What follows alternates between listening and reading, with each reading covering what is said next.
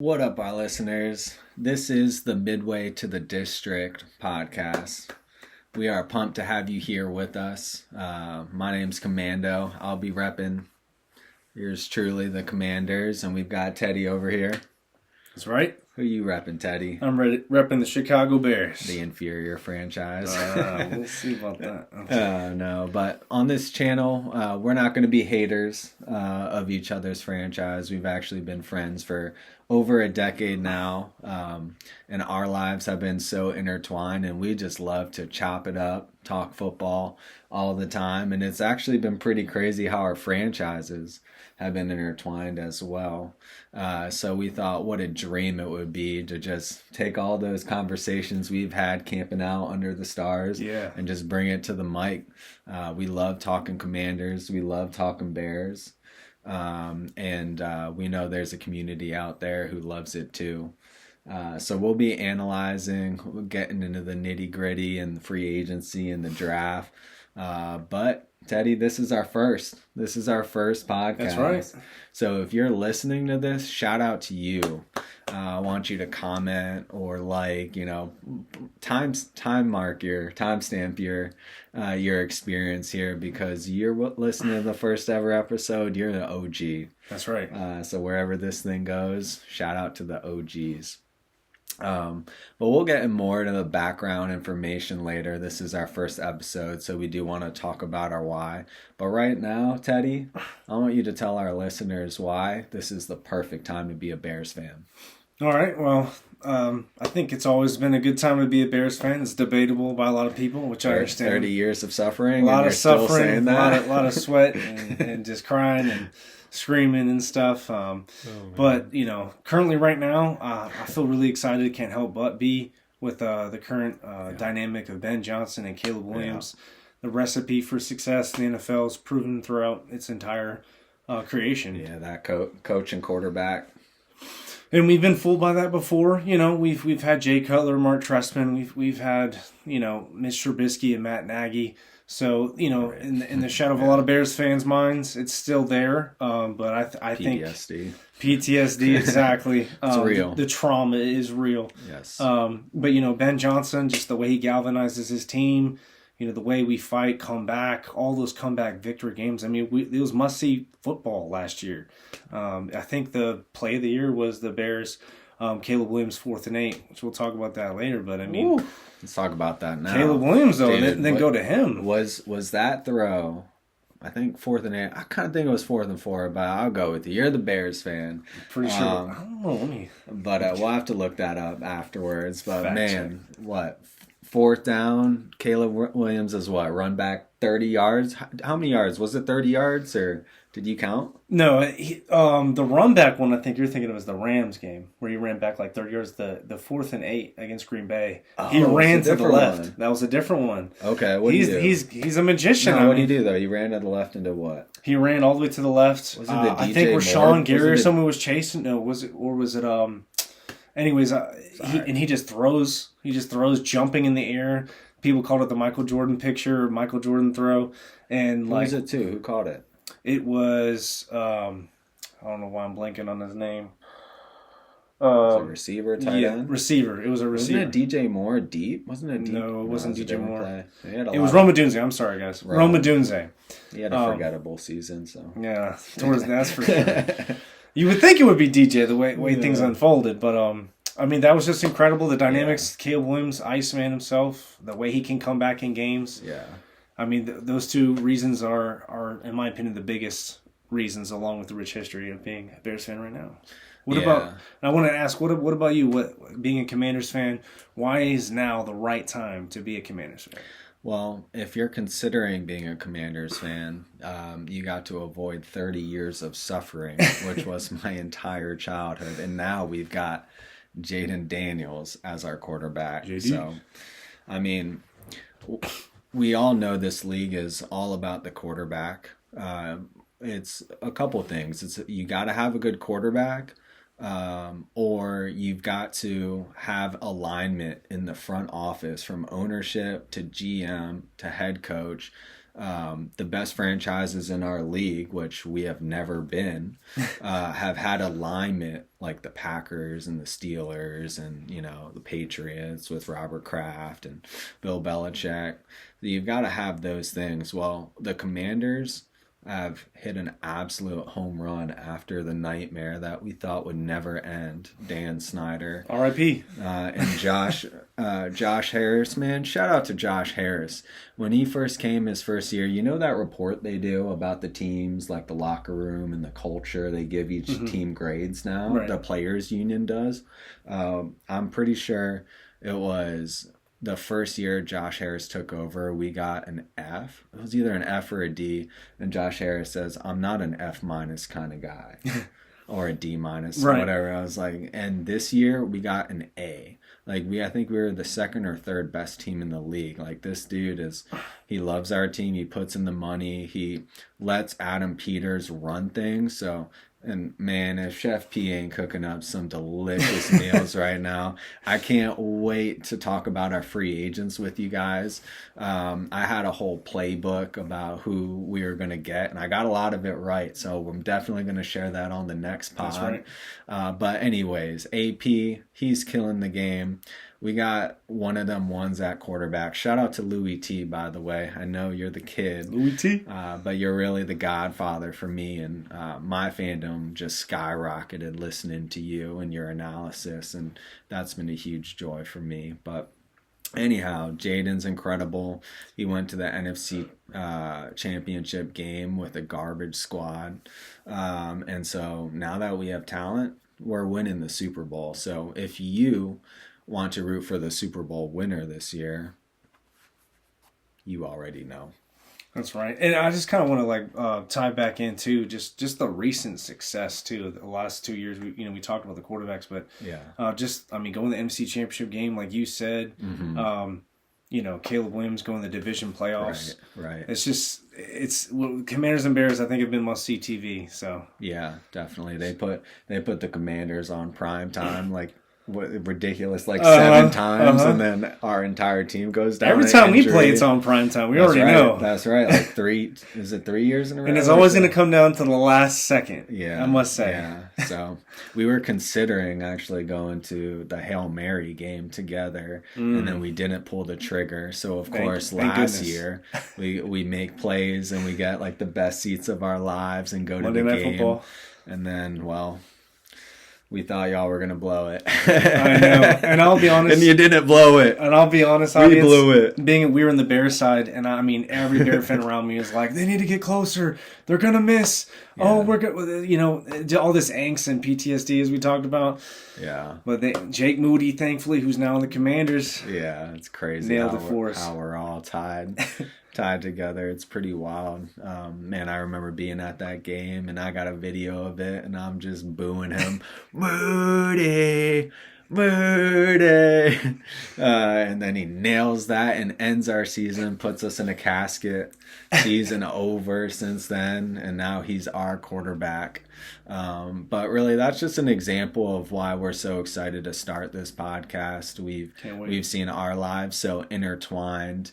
Our franchises, we've been starving in the quarterback wilderness for our entire lives, and now it seems like we've got the guys that are going to be able to be with our teams potentially for a decade plus. That's right. I mean, Caleb.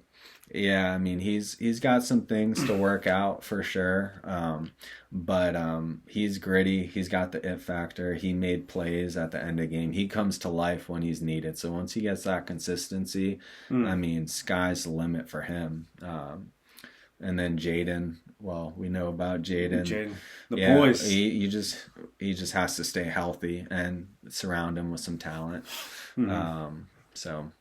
So we're pumped to be chopping it up with you guys moving forward, talking about the Commanders and the Bears. We're not haters. We're not haters of each other's franchise. We're going to support it. I actually can't wait to watch Bears film during the year and give my thoughts. One aspect of this channel that I think is going to be beneficial is we're not in the Commander. We're not in our own bubbles. We're able to analyze each other's team and whatnot. And that's what we wanted to do too. We were talking about Yeah. just trying to burst each other's bubbles when we feel like we're living too much in the clouds or being too low, honestly, too, as well. Yeah. Well, we are pumped and excited to do this. Yes, sir. We've been friends for over a decade now, and it's been quite a fun journey, friend. That's right. Yeah, let's go. That's right. Teddy and I met in college, and we ended up meeting our wives in college as well. From that point, we ended up getting married within a week apart from each other. Right. We've got a couple kids that are like the same ages, and we both have one on the way. So yeah, that's right. Cheers to that, my friend. That's right. Our heads aren't under the water or anything. But it's been a great ride, and we just love to chop it up and talk football all the time. We talk about our Commanders and Bears. We think we've got some pretty exciting conversations that we have when we're camping under the stars, and thought it'd be an awesome opportunity to bring you in on our conversations about the Commanders and the Bears and diving deep into them. That's right. It's going to be a blast together. So I'm pumped to start up this channel with you, Teddy, and I think it's going to be a fun ride for you guys as well. So thanks for giving us a listen. Please hit the like button for this channel as well, and comment. Know that you're the OGs of the channel, so right. Comment on our first one, that'd be awesome. But we can talk about our lives and whatnot a different time. I'd rather kind of talk through about how our franchises, because it's been so wild that our franchises feel like they've mimicked each other for our entire lives, and so tell them a little bit about how crazy it is. I mean, just kind of first similarities are like they're both cornerstone franchises. The Bears go back to founded in 1919. The Commanders were founded in 1932. Both have a lot of championships. Bears have 9 championships, 8 NFL championships, 1 Super Bowl. You want more Super Bowls, but hey, if it helps you sleep at night. And then the Commanders, I believe they have 5 championships, 2 NFL, 3 Super Bowls. Again,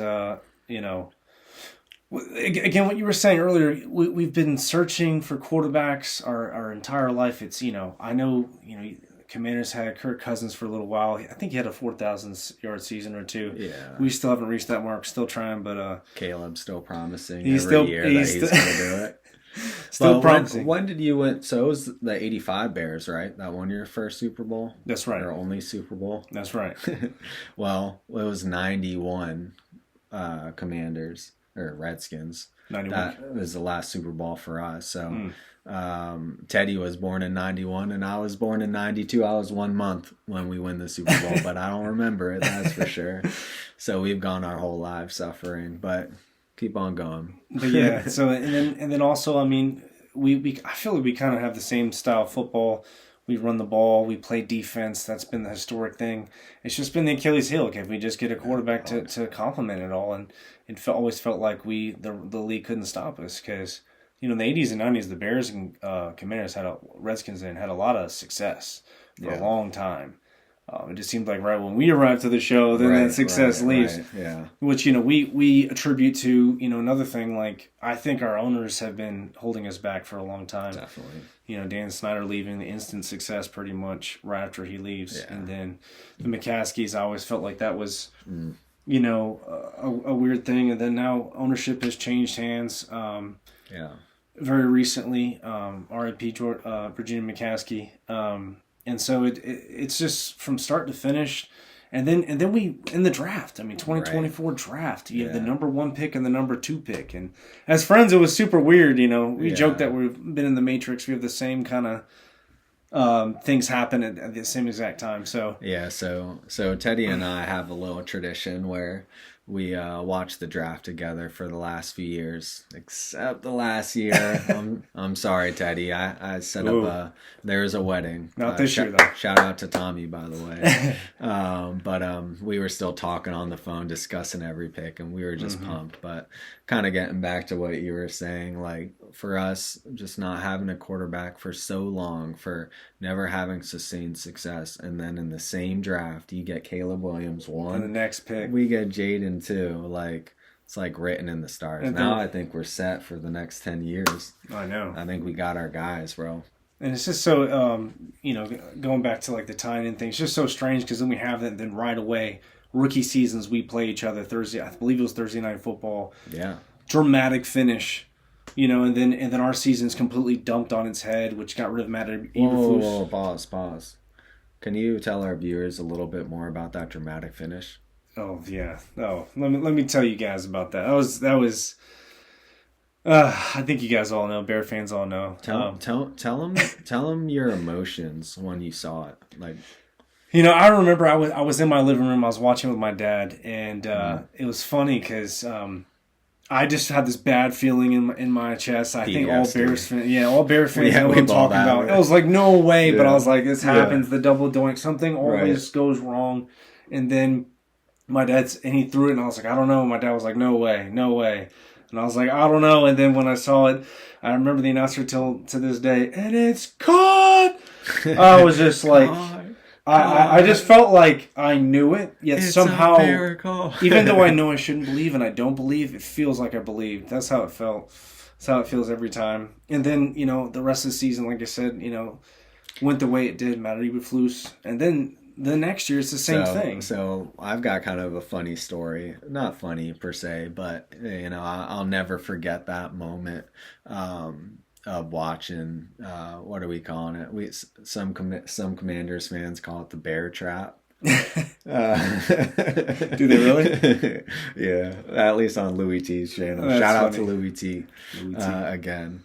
But I actually didn't watch it live. But of course, like I turned off all notifications, phone on airplane mode, and everything. I didn't even want to text him. And so, I was like, no. And so me, my brother Drew, and my wonderful wife Fran, who I love and adore, we got to my house and we were watching it. We had it recorded, and so we weren't live. We didn't know though,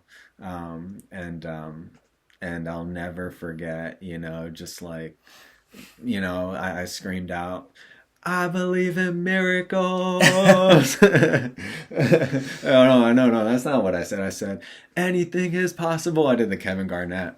Anything is possible. And then my brother was going in a circle, and I never heard him scream like a girl like that in his entire life.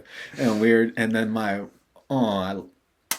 I love you, baby. She got the whole thing on video. It's absolutely Which perfect. is a risk. I mean, it could have been...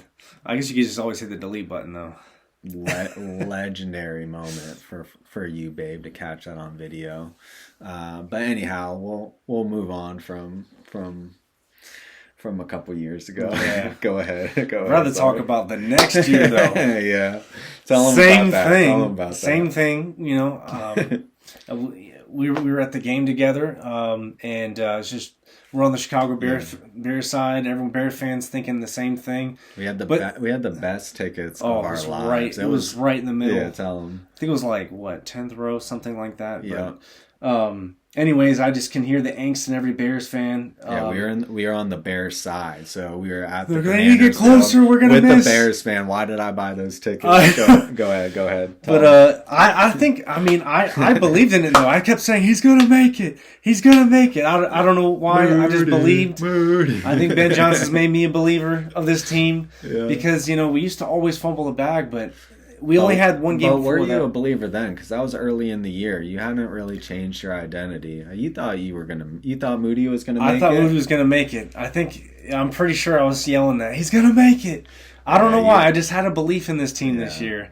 That's kind of what we talked about earlier, why I'm so excited for the future. That's right. And the week prior, though, we blocked the Raiders' kick to win that game. So that kind of like sparked that little flame, if you will.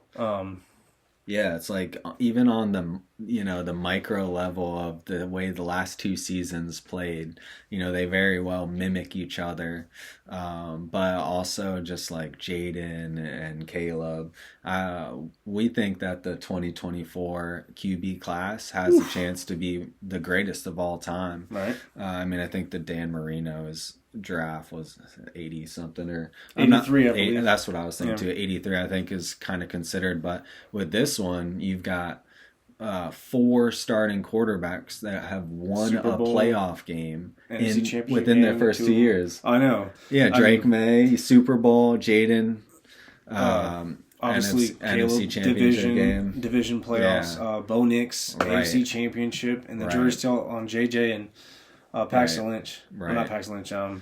Michael Penix. Michael Penix. Yeah. So that's just been wild to have it changed. It's been wild to have it changed the same year for us to finally get the quarterbacks. That's right. That's right.